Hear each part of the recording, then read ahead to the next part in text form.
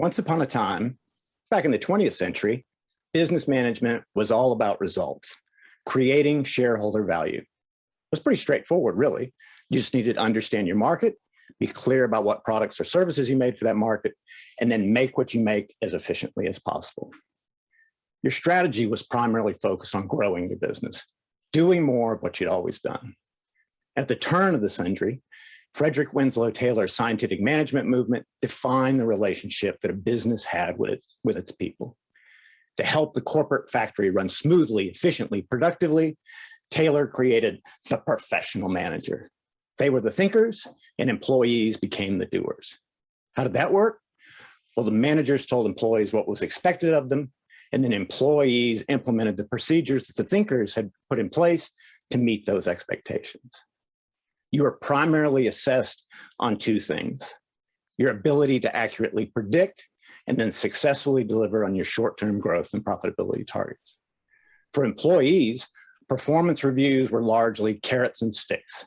A carrot for anyone that pulled the corporate wagon the fastest, and a stick for anyone that fell behind or wandered off the track. But all of that has begun to change.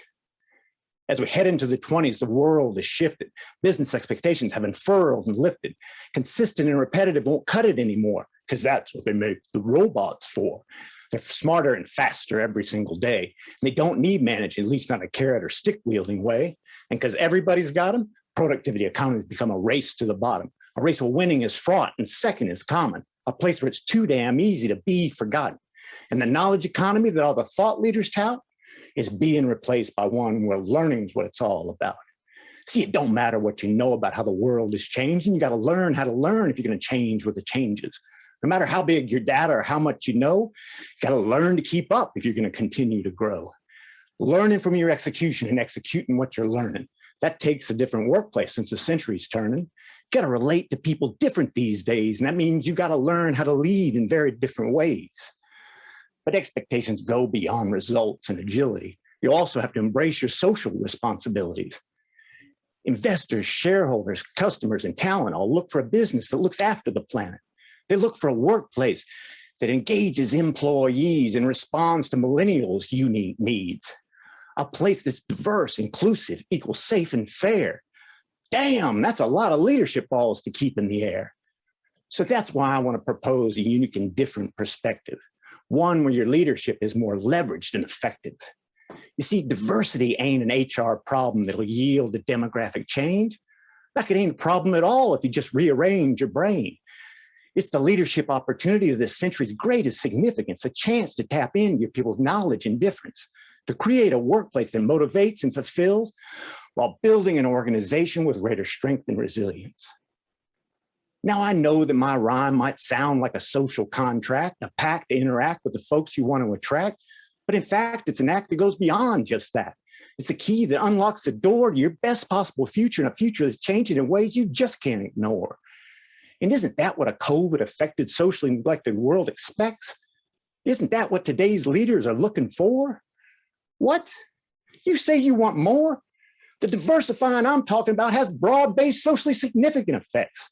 It weaves your strands of leadership activity into a tapestry of dreams to become a reality. A business that's nimble, innovative, and excited, where your customers are captivated, growing, and delighted. A workplace that's motivated, engaging, and adaptable because your people are more valuable than human capital. Well, in my travels, there's some things that I've discerned about using diversity to help you learn. But I hope there's some lessons that we'll all share with a different twist and a unique flair. Because this is easy to see, but it's not so easy to do. Difference takes courage and fortitude. But when you're brave enough to make difference significant, that's when diversity becomes a significant difference.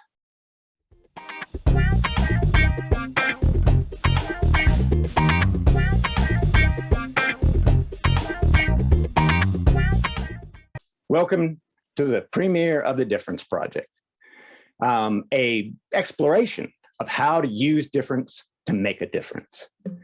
And in this first season, audacious by itself, it's a focus on how to use diverse ideas and thinking that come from different backgrounds, perspectives, and lived human experience to diversify the future of work. Now, this came about because it occurred to me that the workplace has changed forever. And not just how we interact with it, but what we need as leaders and businesses in order to thrive, to create the resilience, the innovation, the creativity that it takes to combat an ever-changing world. And this isn't the result of the pandemic. COVID simply amplified those needs, as did Me Too, Black Lives Matter, the global financial crisis, and an inconvenient truth before it.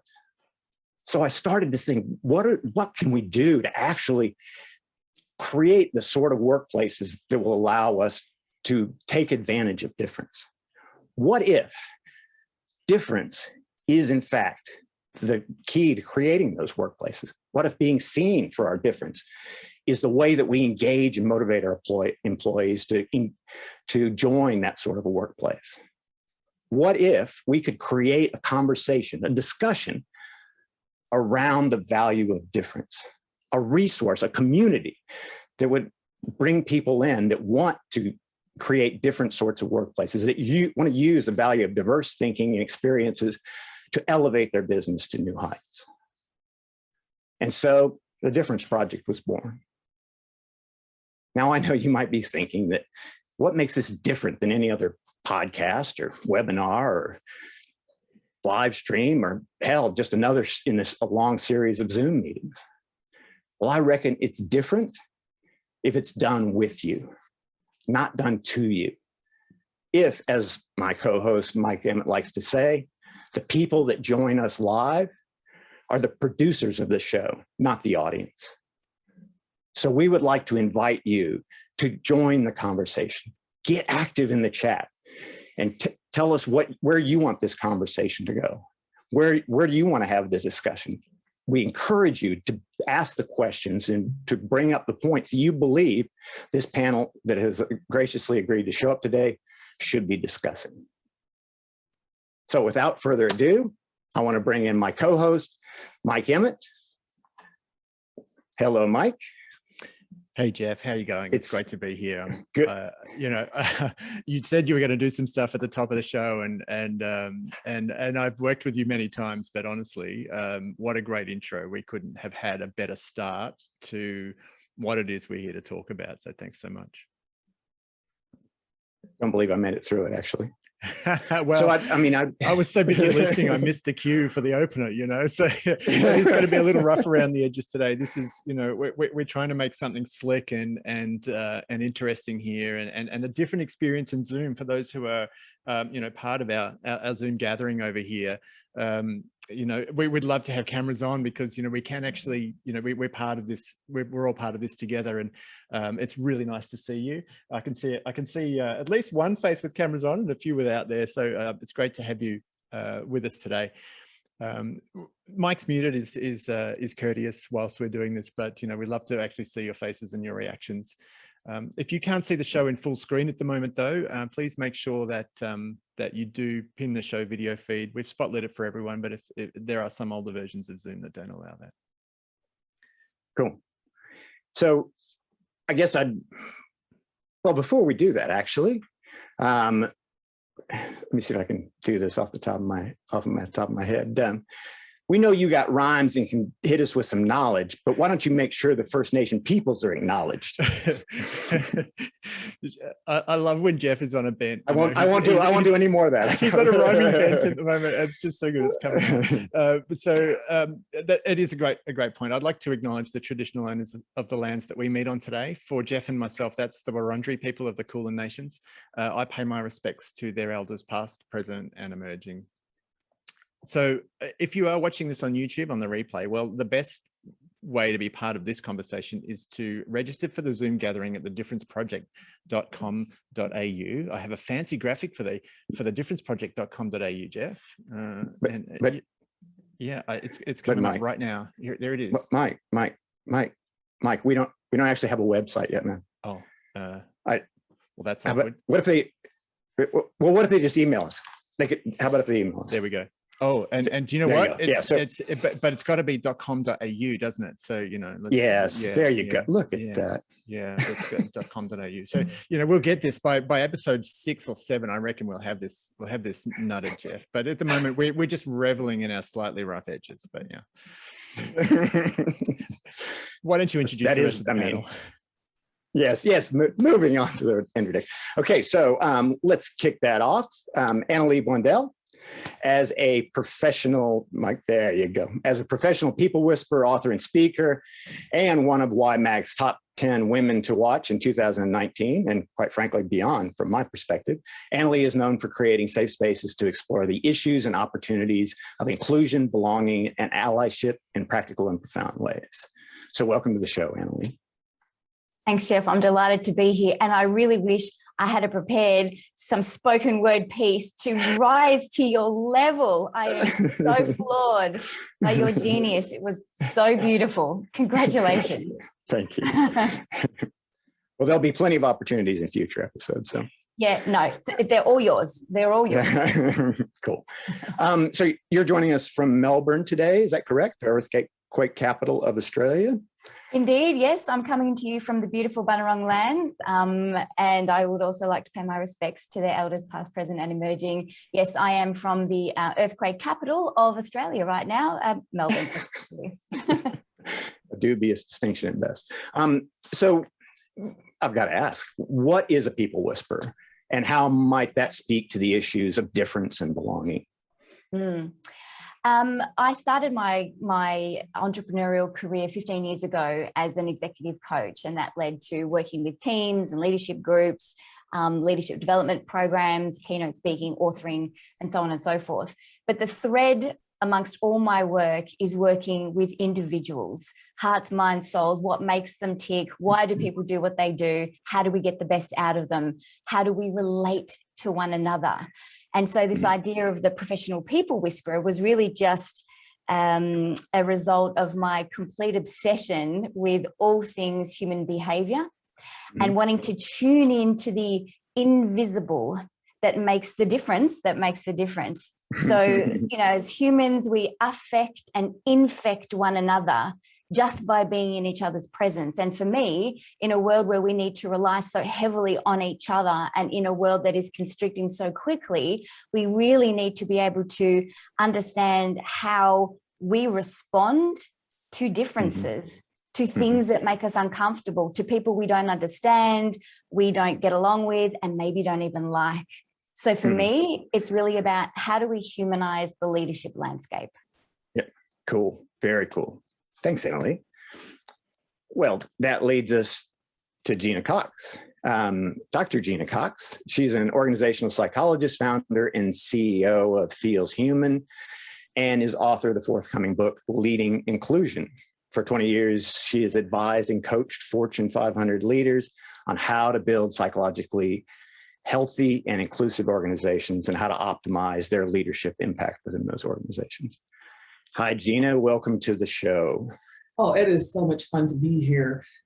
First of all, as I said to Mike earlier, when you asked if I would join, I was like, oh, I had no choice but to say yes. And so I've just been delighted to have an opportunity to partner and support your efforts. I think, your ideas, Jeff, about making the world a better place, one interaction at a time, are exactly aligned with my own opinions and ideas and preferences and desires, I should say, for the planet. But when I think about these issues, I have always been specifically focused on the workplace. So I'm always really intrigued about the experience that an individual has in an organization when he or she is in some way a little bit, I'll use the word different, but I'll explain at some other point why I actually don't use that word a lot. But what is really fascinating is how humans are so effective at distinguishing us versus them. I was talking to a client from Finland today, and that client would say, well, we have a very homogenous culture. Everybody pretty much has the same bloodline or whatever. However, no matter where you put a group of humans, what you discover is that they will find ways to distinguish themselves, in whether it's socioeconomic status or where they live in the country or, you know, whatever. People seem to find a way. So that natural human, that natural thing that humans do gets amplified in the workplace. When I came to the United States, I was already 20 years old. And I like to say that I felt like my identity had already been fully formed and defined. I knew who I was. But when I came to the United States, I discovered that people would see me as an avatar of Black woman, let's say. And so I had to quickly figure out, who is Black woman? What does Black woman do? What does Black woman not do? And now I laugh about it the same way you were doing, Jeff, because actually at the time it was just a puzzle because I didn't know those groups existed. So I'm really intrigued by the experiences of employees and the extent to which an organization can either build a culture that will then make all of those things that I just mentioned of very little significance. I mean, we want the differences and we don't think anyone is bad or, you know, anything like that. And I'm particularly interested in the role that the leaders play in making that happen. Mm-hmm. Cool.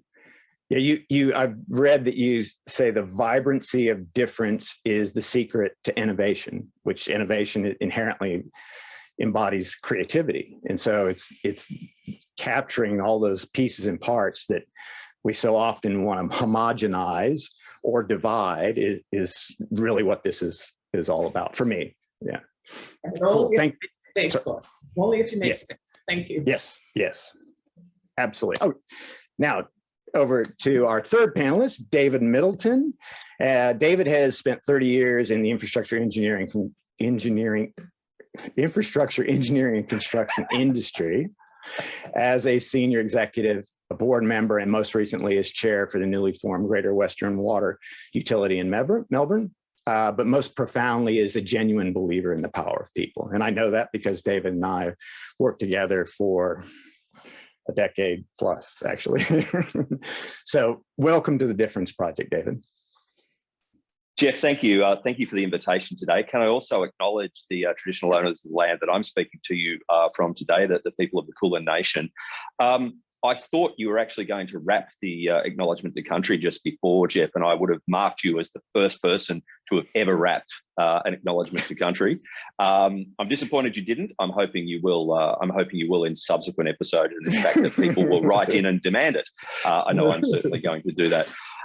Look, thank you for that really gracious introduction, Jeff. You and I both know, I think, having worked together for, I think, more than a decade now. Yeah, I think so. It's actually possibly two. Yeah, the power of difference, and I think seeing the way that has unfolded in the engineering, design, construction, and infrastructure industry over the last 30 years has been something that I've reflected on recently that I probably didn't even understand was happening until taking on the role of chair at Greater Western Water. I had an interesting conversation yesterday. Actually, I was sitting right here in this room on a Zoom call with some of my fellow directors, and one of those directors said to me, "Look, I'm really annoyed. One of the other water companies in Melbourne is a leader in innovation and digital technology. What are we a leader in?" And I immediately retorted and said, "Well, since we did that conversation with the AICD a week or two ago on gender equality, I really believe we are being held up as a leader in inclusion and diversity." And we'll talk a little bit more about why I think the Board of Greater Western Water is an absolute beacon for inclusion and diversity, hopefully during the course of this conversation. But I was certainly struck by the fact that I didn't get here by design. I am a big believer in the power of people, Jeff, as you rightly pointed out, but my difference journey almost feels like it's happened by accident. And I've ended up in this place as a male champion of change and as someone who gets the opportunity to stand up and speak about difference and the power that brings to an organization. Sometimes I just sit back and say, well, how did I get here? But there's a reason for everything. And I think the opportunity to have this conversation Jeff, with you and our other panelists today is just part of that reason. I get to talk about the really cool things that we're doing, and not just at Greater Western Water, but the industry as a whole, I think, has changed and morphed over the years to embrace difference in a way that I didn't actually think would be possible. So hopefully an opportunity to explore some of those concepts here today. And once again, sincere thanks for having me along. Sure, my pleasure. Thank you, David.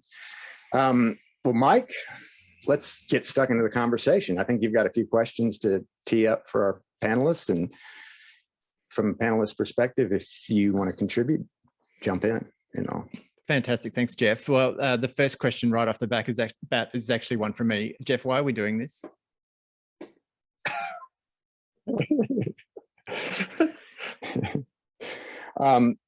So look, as I stumbled through my leading and pacing, for a very long time, you and I, as you know, have been talking about this idea of the difference project. What could it be, and creating something that was multimedia, that was looked at difference from all different angles, and in its multi-dimensional nature. It's difference in people. It's dealing with differences in the changing work and human environment. It's making a difference because difference is expected of us now in the social landscape that we work in. So how can we do that? And it started out as a conversation about, let's create a series of interviews and use that as a way to test some of my own ideas. But that's still about me, and it's not inclusive. It's not bringing in a lot of different ideas to help shape and form something. So from my perspective, we're here because I think there is an opportunity to make this more than about a conversation. It can be about spawning other conversations and hopefully creating a community around this idea of the value of difference and leaning into it and how it can be the best of us as human beings, and certainly the best of us as workplaces and businesses moving forward. That's a really long answer. Great. Well, the next question that we have stacked up here is, will this be a podcast? Will this be a podcast? Well, the plan is for it to be recorded and be available to be restreamed, as it were, on YouTube. Whether it'll be a podcast or not is, let's see where it goes. But at the moment it'll be a vlogcast, or anyway, it'll be available. It'll be recorded and available for people to see it later. One of the amazing things that I've heard recently is that if I record something and I put it away, that it stays as it is. It stays as a snapshot in time of what that was. And when I go and get it again, it's exactly as it was. But if I have this conversation with people, I store the knowledge in people. If I store the knowledge in people, when I come back to the knowledge, it's changed, it's moved, it's grown. And so as a way of growing knowledge, we can share it, talk about it, and store it in other people. And then when we come back to it, it's bigger than it was. Mm-hmm. Yeah, they can take it, they can do something with it, and in doing something with it, have other people. So it becomes this infectious thing that doesn't shut down the world. Sorry, I said that out loud, didn't I? Quiet part loud there, Jeff. Quiet part loud. Okay, a question for the panel today. How should we structure the interaction between people? Sorry, this is I should have read that question straight up. I'm going to take a question from the audience because we had a great question here from Karagatsky. Says, where do we think that the office experience is going to go once we come out of the pandemic, and how are we, and I'm going to add to that by asking, how does what we know about difference drive the way that the office is going to be different post-pandemic? I'm happy to jump in on that one. I do think that the most significant change that we have seen in the last year and a half or so is just the realization, I think, for some leaders for the first time, that in fact we are not a monolith. And so whether it is mothers and caregivers who are saying, you know, we can't continue to do this, we don't want to return to the same work situation as before, whether it is employees in a department who decide that some of them we got 25% of the workforce in the United States saying that they are going to move their physical home, or they're going to be looking for another job. And so what's happening is that individuals are now expressing their desires about how they want to work, the context in which they want to do it, the relationships that they want to have with the organization. It's not a foregone conclusion anymore that the organization will have as much power over the individual's actions as before. So when I think about this whole idea of differences in the context of the future world of work, what I'm seeing is there's a greater understanding of this idea that personalization and customization will become more typical. I don't think any of these things will just happen, you know, overnight. And nor do I think that just because that is understood, that everyone will say, okay, well, I will do that. I don't think it's going to be that simple. But we weren't even having this conversation a year and a half ago. And so I'm really encouraged by the simple idea that organizations are beginning to recognize that it's an individual that shows up with a whole person, a whole body, a whole brain, a whole heart, and that they have a life that's tethered to them and never goes away. And therefore, to the extent that leaders think about those things as they make their decisions, they can define a future world of work that will satisfy everyone. Yep, cool. David, I guess I'd be curious to know what you're thinking in terms as a senior executive, as you start to contemplate, okay, where is my workplace going to go? This is a really fascinating question, and I appreciate it being asked. I suppose I come at it at a couple of different levels, Jeff. Firstly, my own personal level, what do I want to do when we return to work? And a reflection, I think, on that very brief period here in Melbourne where we were free to get back to the office for, it felt like about 2 or 3 weeks. And some of the design parameters that I've seen Greater Western Water and other organisations come up with to make the hybrid way of working a reality for everyone, and the formalisation of what had previously been informal, flexible working arrangements is something I'm seeing come to the fore as well. So at GWW, one of the things we've done is we have completely gutted all our floor space. We've gotten away from individual desks because we realise that people aren't going to be coming back to the office 5 days a week. We're just going to park that forever. I don't think that's ever going to happen. But where you have a choice and you want to come back to the office, you need a place to sit. And so we do what we call hotel desking at GWW, where you basically rent a desk for the day, and at the end of the day, that desk is deep cleaned and prepped, and then the little sanitized, label goes across it, and it's ready for the next person the next day. I think the other thing I've been really struck by is people. Offices were already a thing of the past, but now the concept of 25 to 40% of your floor area, and I should say your remaining floor area, because many people took the opportunity last year to give back some of their floor space on the premise that perhaps only 50% of people would ever actually return to the office. So your remaining floor area is being converted into communal space, breakout space, whiteboards, video screens. The concept of the hybrid meeting is taken to the fore, so that we'll have people in the office interacting with people on screen. And I think recognising that everybody is different. In my day job, I work in an organisation that embraces being back in the office. So if I have a call with Brisbane, for example, everyone is in the office. Obviously, no one in Sydney is in the office, but if you have a call with the Perth office, everyone is in the office. But it's really that acknowledgement of personal choice and flexibility. I personally don't really want to spend a lot of time back in the office.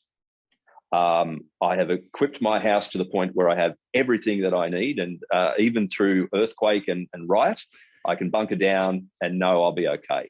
And those of you not in Melbourne wouldn't have gotten that joke, but anyway, we'll explain it later. And so it's recognising that individuals are different. The collective within the workplace is different, and providing options to benefit from those differences. I gain 2 hours a day by not getting on the train, going to the city and coming home. That's 2 hours a day. I can be more productive in my work, or I can do things that have meaning for me or my family. I think that's really important as we seek to find the type of people we want to continue to keep in our organisations and grow. Cool. Annalee, sort of I mean, I don't know why I throw this to you, but I've heard oftentimes both sides of the same argument or same issue argued, if that's a way of saying it, that this could create an opportunity for greater flexibility that benefits, in particular, women who have long had the role of parents and caregivers. The other side of the exact same issue is that, okay, now all of a sudden I'm home where I'm caregiving and parenting all the time while I'm also all the time trying to work. And what do you, I guess I'd like to be interested in your opinion. What do you think the balance is there? Where's the linchpin in getting the best out of that, out of those potential opportunities? It comes down to awareness for me. So we have that opportunity, just like, you know, the value of difference can be diversity, or it can feel like difference depending on your level of awareness and acceptance about the differences, right? It can either work for you or against you. So this opened up economy around flexible working and working from home can work for you or against you. So if we don't have clear boundaries and parameters around how we are prepared to let it work for us and ensure that we don't walk away just making things worse for us. So for example, right now we know that women who work part-time usually work full-time hours but get part-time pay, right? Because they're trying to be flexible and run households and do all that sort of stuff. We also know that from the pandemic, we learned that I just lost my thought.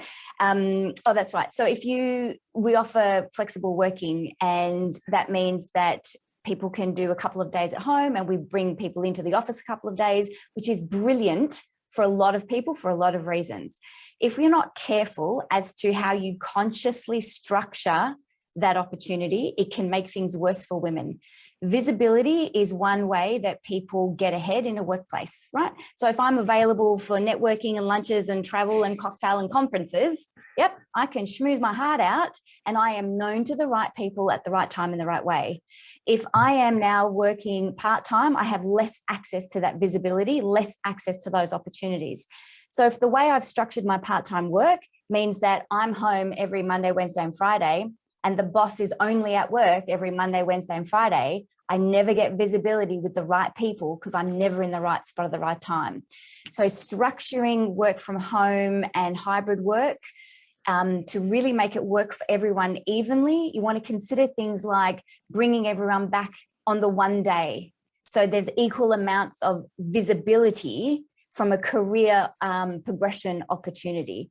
So that, again, women, which is usually who take the brunt of the care and are usually taking the brunt of the part-time work, aren't, again, accidentally excluded, not for any fault of an organisation because they're offering with good intention, but if we're not structuring that opportunity in a way to structure in the equality, we'll continue to keep allowing it to occur.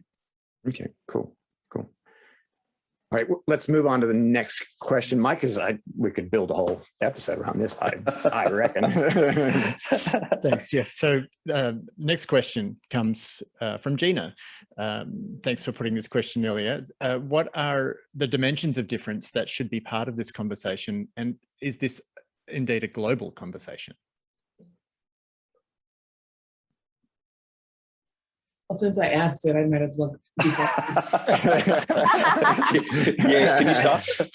Answer my own question like a lawyer, like a good lawyer, or a good politician.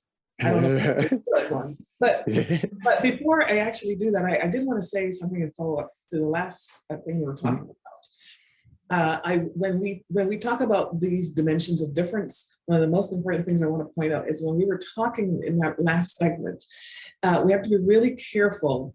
First of all, when we talk about return to the office, that doesn't necessarily apply to all working humans. It really is about a segment of the population that has had the option to work from home. And I know 78% of those who have the capability to work from home want to work from home. But there are then all of the healthcare workers, the folks on the manufacturing lines, the folks in the restaurants and so on. And I call that out very intentionally because as we think about dimensions of difference, I really want to encourage us to make sure that we don't just focus, especially when we're talking about the workplace, that we don't just focus on what I'm going to call white collar jobs just for the convenience of it. Mm-hmm. So, yep. So having said that, which was sort of my political statement, I'm hoping that this would be a global conversation, that it would be my desire, because in fact, there is no question that even the word diversity means a completely different thing depending on where you are, who you're talking to, and what their issues are. And one of the big benefits I hope could come from a conversation like this would be that the panelists and the participants in future conversations might get to hear how this conversation relates to what is happening in Sweden or the UK or Colombia, South America, not just the Australian experience or the US experience. And I know you don't intend that, but I'm just saying, and I hope it can truly be a global conversation. Cool. And look, I think one of the things that I really, like, as you say, hope we do is we pull apart what difference really means. And because difference means different things to different people. It can be demographics, but it can also be hierarchical. It can be, as you point out, white collar, blue collar, if that's even a way of describing it. And I think it can be geographic because the US has very different forces at play than Australia. Australia has very different forces at play than the Middle East, as David would know. So yeah, it should be a global conversation because I think my belief is that some of the solutions will benefit from understanding those different perspectives is my personal belief. I'm interested in this particular topic from a number of different levels. So when I think of the dimensions of difference, my mind goes to, I guess, the obvious differences, the categorical differences that we typically talk about when we talk about diversity, equity, inclusion. So race, gender, sexual orientation, the usual sort of stuff. So for me, that's always one level, is what are the broad distinctions, and can we get lived experiences and stories around the differences. And I'm also really interested, as a people whisperer, I'm interested in the dimension of what does difference feel like inside my body when I experience the difference of others. So if we do not know how to interact with the challenge we feel when we come across someone who is different to us, then there's no value in hearing everyone's different lived experience. I go, well, that's nice, but it feels like an intellectual exercise where I go, oh, tick, a Black woman's experience. Oh, tick, as someone of, differently abled experience, tick. Oh, now I'm well versed in difference. No, for me, the true opportunity and the quest here that I think we're on as humans is to put ourselves in the discomfort of the difference, the unexpected differences. Being on a panel discussion like this, putting my view forward and having someone go, no, Annalie, that's absolutely wrong. This is my opinion. And have me feel that little bit of a, what do you mean I'm wrong? What do you mean?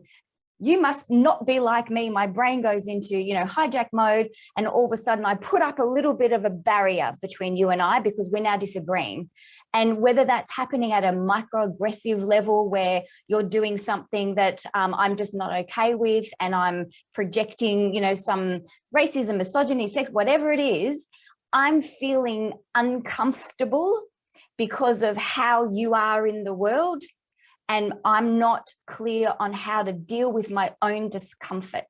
So for me, I would love to explore how people interact on a personal day-to-day basis with difference. How did you cope with it? What did you do with it? How are you transforming that discomfort inside yourself into curiosity?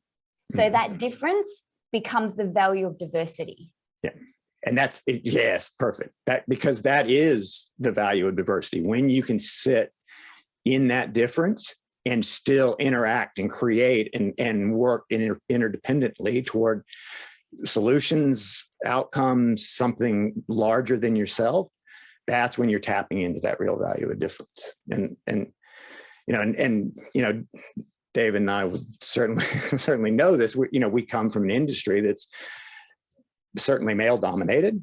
That's a changing face, but it's male dominated, and it's also quite command and control dominated. So you have this hierarchy that exists in what is predominantly white males. There's blue collar and white collar. There's designers and constructors. And my first taste of this thing was bringing those people together and saying, hey, we're going to all work together and in service of the same thing, in a common strategy, a common outcome, and experiencing people saying, well, I don't work with designers because of these things, and designers saying, I don't work with constructors because they don't get it and they're knuckle draggers, blah, blah, blah. So you can get this difference that doesn't have anything to do with demographics. And when you start to sit in, like you say, Annalise, start to sit in that discomfort, then you're tapping into the value. Look, I think you're right, Jeff. If I can just add to the conversation on this, I mean, I was struck a little while ago. I went to a meeting about the selection of my new board, and I think one of the things at the time that I said was, look, I've got 4 lawyers. Stop giving me lawyers. I'm sick of it.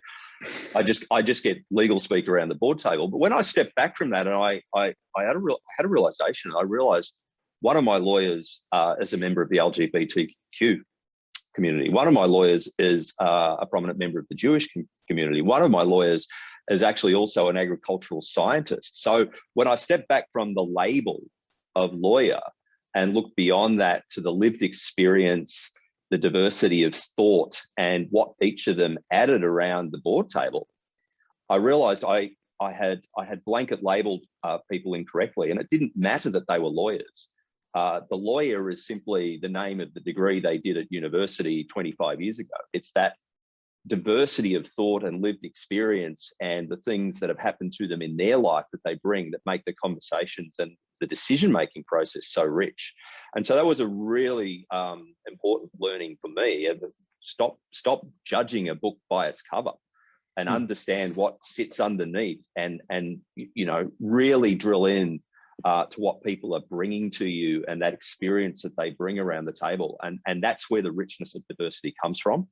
So key learning for me, and I think, to echo what Gina said, I mean, this is a global conversation, possibly more important in other jurisdictions than here, for me, having worked in the Middle East for 2 years, most recently.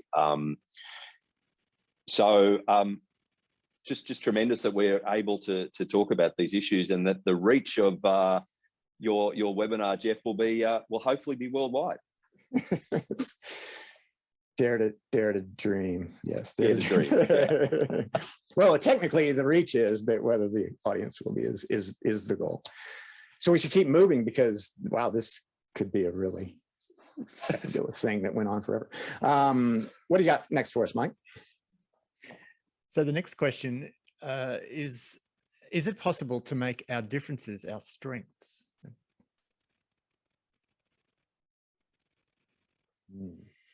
I'll jump into this one to kick us off in the conversation. Absolutely possible, yes. Otherwise, why would we be talking about this? So I hope to high heaven, yes. It's a big, profound yes. From my perspective, it is a yes. Is it possible to make our differences our strengths? However, there is a big but. There is a caveat to this, and that has to be the context within which you bring your difference. Because if that difference is not brought into an environment of psychological safety, if you don't feel included, if you don't feel like you belong, and you are not honored and valued for that difference, then you are shunned and excluded for that difference. Absolutely.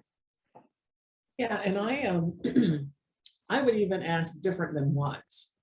Different than what? Who defined the normative standard that then defines the difference?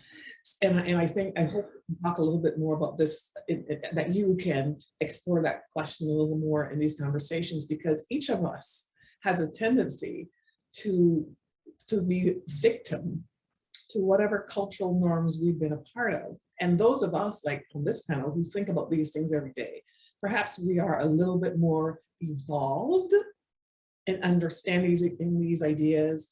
And maybe also we have a natural personal tendency to think this way, you know, and all of that, that's great.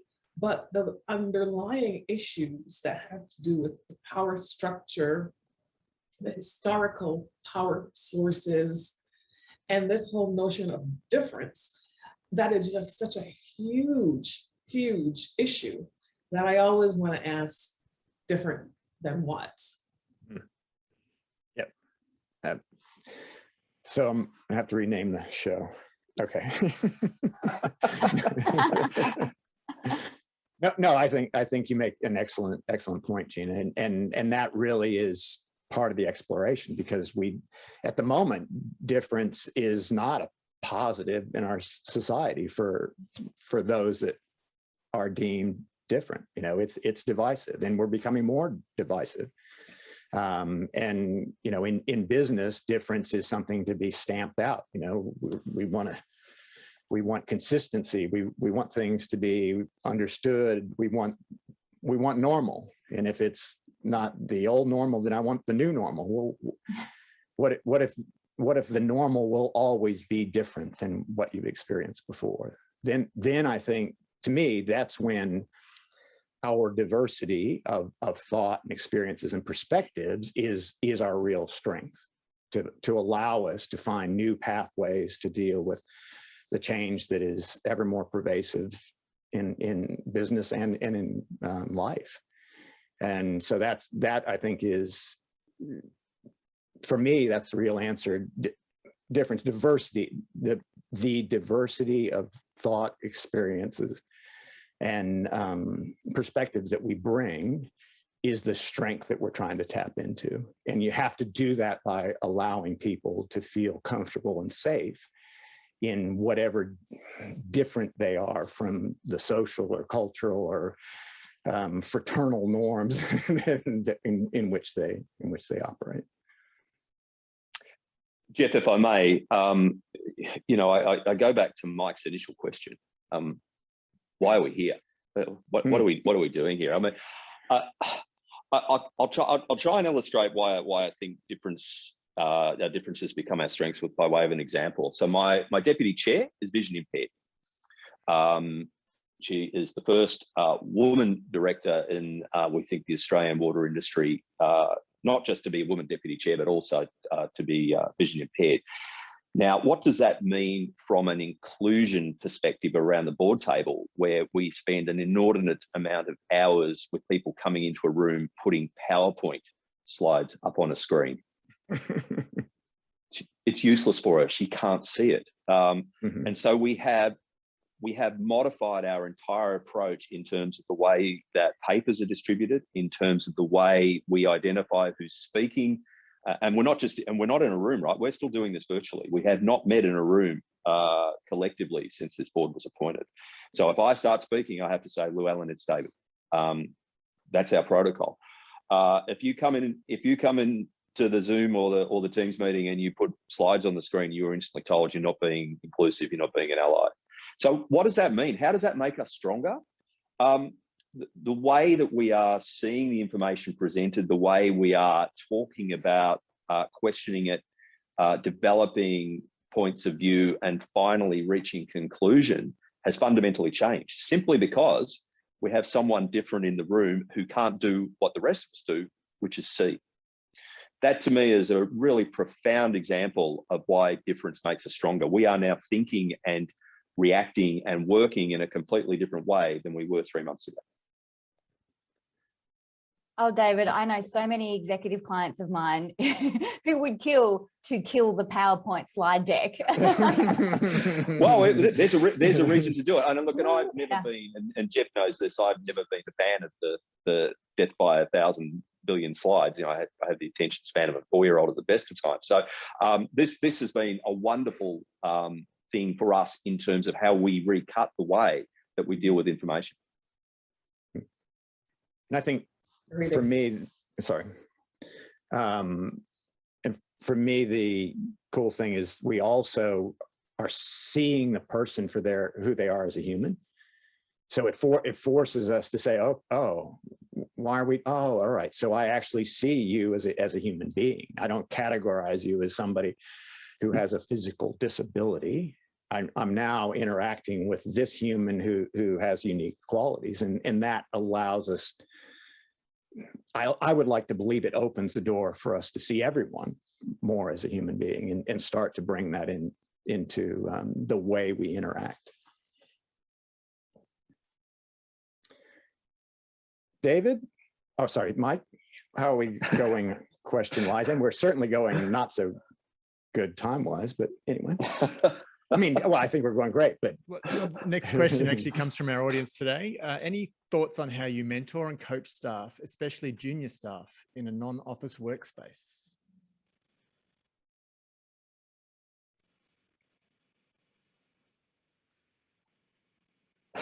When you say, what do you mean? What is when you say non-office workspace? You mean, for example, they're in the field, or?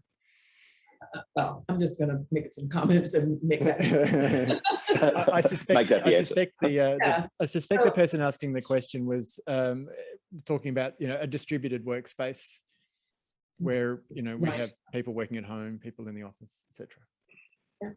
So I have recently been really paying close attention to the fact that managers are reporting significantly increased levels of burnout and stress as a result of the pandemic, the social justice movements and new expectations regarding inclusion, and a variety of other changes that are taking place in the world that are impacting the design of their jobs and the expectations for their jobs. So I mentioned before, you would have 78% of people who could work from home want to work from home. You have 25% moving and looking for a new job. So any one manager who might have had a model of one-to-one interactions where they were doing pretty much the same thing for every one of those 30 people might now have 30 people, each of whom is doing a new permutation in terms of, how they're working, where they're working, and so on. So that is a whole new level of complexity. However, the thing that is a constant, regardless of the nature of the workforce, the thing that should be a constant is that good leadership is good leadership. And so I always say, when you are leading a group of people, the most important thing to remember, regardless of where they sit or how they sit, is that you are what we would say in baseball, the designated hitter. There isn't another human on the whole planet whose function it is to support you and for you to develop a relationship with, and that unique relationship between a manager and an individual should be able, if the leader is effective and they know how to develop that relationship, should be able to exist regardless of the way the work is being done. But what is new is that more are doing that in this distributed environment. And I say in this environment that managers have got to really put a little extra effort in, especially early days, to make sure that they develop and maintain these relationships. But I also say employees, we need to help employees understand what are the things that they can do differently from what they did in a more traditional environment to help them be successful. So we do need to coach them a bit. We need to encourage them to think about the experience of the manager whose life has been disrupted too, but who in addition has a more complicated leadership portfolio. So I think in the end, it's a simplistic response, but it isn't a simplistic solution. It's that effective leadership is really the key. If I may, I feel like you know, in an environment like this where we're on screen, that the same rules and expectations, especially of leaders, apply in terms of modeling, and that we come to these Zoom meetings.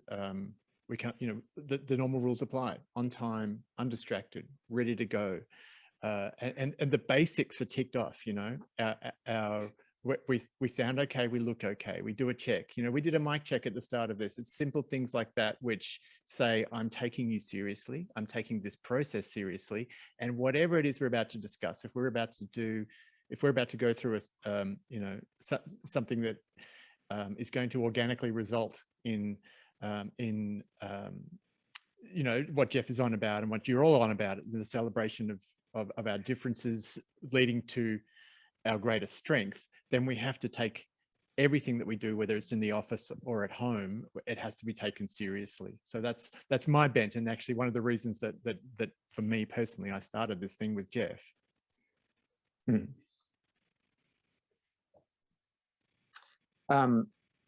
I guess I want to dob David in just quickly, because I mean, I know that you actually are very good at coaching and mentoring people, and over the not necessarily me, but I've seen it over the years, and you didn't necessarily do it because you brought people into your office every day and had this structured thing.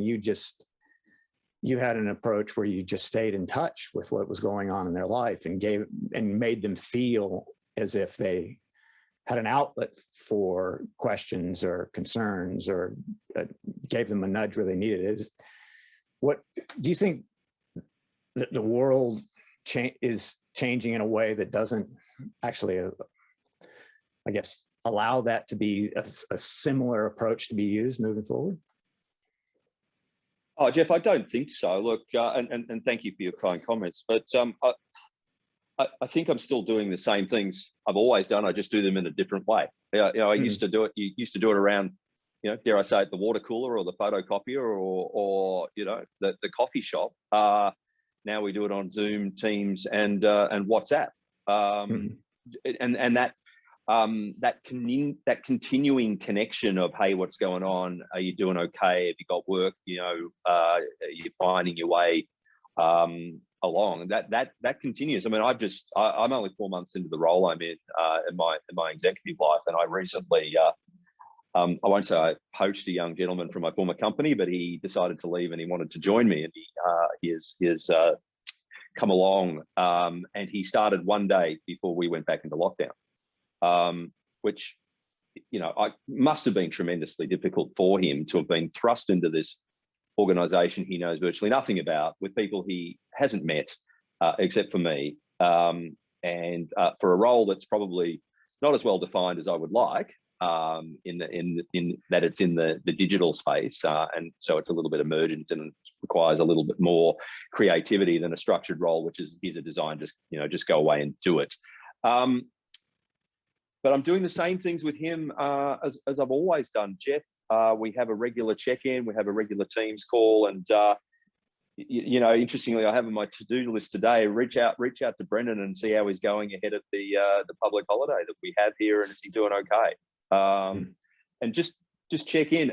He's living through all sorts of change. You know, he has 2 very young school-age children at home. Now, admittedly, it is school holidays now, but the last 4 or 5 weeks, he's been homeschooling them. So imagine this: you started a new job, you're not sure what you're doing, you don't know anyone, you've got 2 small children that you're homeschooling. I mean, everything that could have possibly happened to him in the last 4 or 5 weeks has happened, so I'm not going to say I have a moral responsibility. This is a person I've brought in to my organization, and I want him to be successful. I genuinely do. But it's incumbent upon me just to check in and make sure that every chance I get, he's going okay. And I don't want to smother him. He's a big boy. You know, he's a successful human in his own right.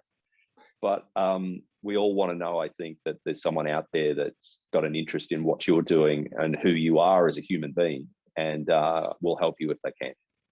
Okay, cool. Look, we are running out of time, and the goal, really the goal here in episode 0 was start getting a sense where this conversation might go in the future. And as panelists, you might be sitting here saying, how did we possibly do that? I think so. and I think probably most importantly, it spoke to the single most important question of doing this initial episode. Is it worth doing some more? And I think from the response that I've heard on the panel here, from the response I've gotten in the invites that I've sent out, I think the answer is yes. I'd be interested to know if anybody has a differing opinion. Obviously, moving forward, we want to start to chunk it down and ensure that we're focusing on specific topics so that we can do them justice. But what we really wanted to do here was start to uncover what might those topics be, what might be some themes for future conversations. So what I'd like to do in wrapping up is first and foremost say thank you to those of you who've joined us today and provided your questions and given us the gift of your time and attention. We don't underestimate that. And then go whip around the panel quickly and see if you want to have any closing comments before we move offline, as it were. Annalee, do you want to kick us off? Sure. I'd like to end with an invitation to the audience, the ever-growing, ever-expanding audience for this project. And that is, I'd like you to think about inviting people into the conversation that aren't like you. So not just preaching to the converted, because if you're listening to this, in my mind, you're already converted. So I would like to extend the invitation for all of us listening who tune in the future to also reach to the convertible. Talk to people who you think might show a little bit of an interest, who might be a little bit curious, who's mentioned something or asked you a question and you think, oh, there was an episode on the difference that might help you with this answer. So remember, it's not just preaching to the converted, it's reaching for the convertible. Beautiful. Gina, that's brilliant. I just first of all want to say thank you for putting together this panel, which is itself modeling some of that diversity of thought and experience and perspective and lived experience that we are all talking about. And then early on, the question was asked something like, why are we doing this?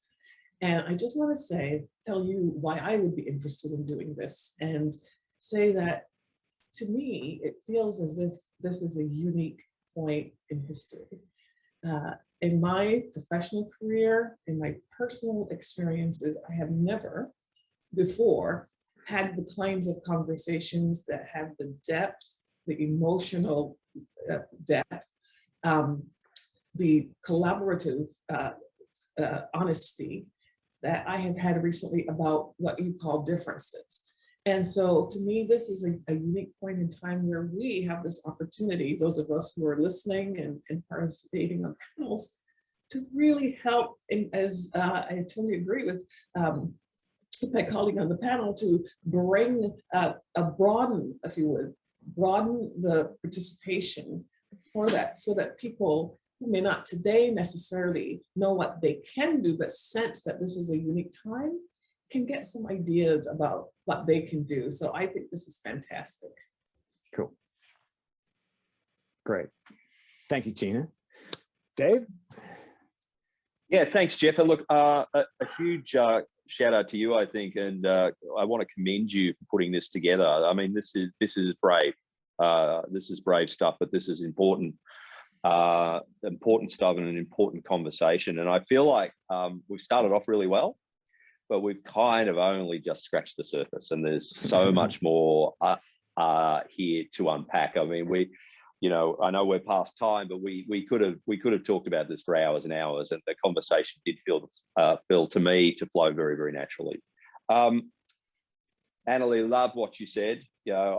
Convertible always makes me think of something else, but if we can get the convertible here, that's great. And I'm always more than happy to talk about my experience in this space, coming from where I've come from, which is, you know, a white bread suburb of a small town called Ballarat, and the construction industry. So, you know, things that you wouldn't think would have given me any concept or grounding in this topic, but nonetheless, it's something that I've found a huge passion for. And I think this has been a really rich conversation today, and I'm looking forward to continuing it. Great. Thanks, Dave. Mike, anything from you before we wrap up? He left. How can our producer do that?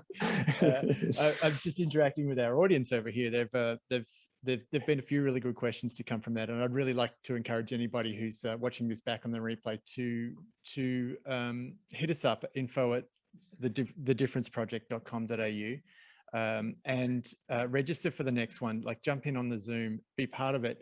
And there's a really good reason that we have asked, you know, if you're comfortable with it, to have your cameras on, because we think actually seeing everybody here, knowing that there are people in the room, you know, really does actually change the nature of this. This is not a recording between 5 people. This is a conversation that is being led by, you know, these people who are guiding our conversation and have got genuine questions, and it's a genuinely safe place to ask questions. There's nothing here that I don't think such an illustrious panel as yourselves could handle. One of the things that we have been tossing around is the idea that at the end of these sessions, whoever's available, whoever's got time, and certainly be me in a moment, I'll be dropping out into the audience meeting and just hanging around to chat for a little bit. We made a promise to you that we'd take an hour of your time. We've taken a little bit more of that, but if you've got time, or if you've got more questions, or if you just want to talk, we're going, at least a couple of us are going to drop into that meeting for a moment. We hadn't planned on that today. I've kind of dropped that on Jeff, but we had talked about it. And if that's something you want to, that'll be valuable, you know, just let us know in the chat. In fact, someone has already said, thanks, Amy Lane Smith. Thanks, guys. Really great conversation today. So, and Karagatsky has said excellent to my suggestion that we might, that one or two of us might drop into that as well. It is genuinely part of storing knowledge in people. So I'm pretty excited to be part of that. And thanks, Jeff, for including an otherwise uneducated, unversed, visual storyteller on your journey. I really appreciate that. My pleasure. So look, I want to just wrap up by saying thank you to everyone who's been here today on the panel. I know that you're busy people. I know that some of you had dateline challenges that you very successfully navigated and to be here. And I can't say any more from the bottom of my heart how much it means to me for you to contribute to this, because it isn't about me. It should be about the world that we help to create and the convertible that we help to convert. That's, I don't know, I'll leave that alone. So yes, thank you. And that'll be a wrap from us here until we drop into the meeting after the meeting. Anyway, thanks very much.